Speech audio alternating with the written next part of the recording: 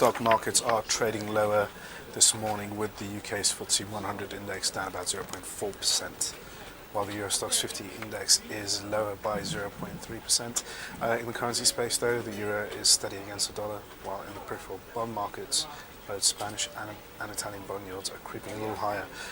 Good morning, I'm Ishaq Siddiqi, and welcome to another Daily Market Bite. I'm going to give you a quick rundown of what's going on for the start of the week. We are kicking off this week on a very cautious tone that's mainly driven by the uncertainties that came after the Italian elections, the inconclusive results there.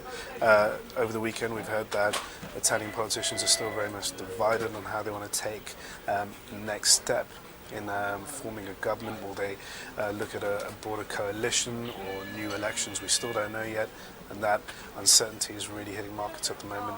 At the same time, the US Sequesters kicked off on Friday, the automatic spending cuts, and over the weekend we also heard that US politicians, both the Republicans and the Democrats, are still at loggerheads over how to tackle the actual issue and to tame the spending cuts. It's not as sudden of an impact that we've seen in the US economy as the fiscal cliff that was averted at the at the start of this year, at the end of 2012.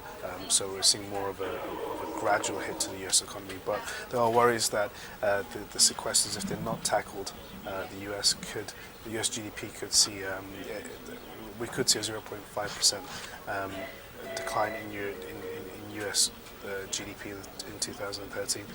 So a lot of worries on that side. Not much on the data plate today. We've had Spanish unemployment numbers, which showed that Spain's unemployment rate is stubbornly high and is still at record high levels. And going into what we've seen in terms of Eurozone PPI, pretty much in line with expectations. So the real focus now is on Italy and on the US. So that's going to take up most of the headlines. Other than that, not much else going on, and I'll see you tomorrow for more. Thanks.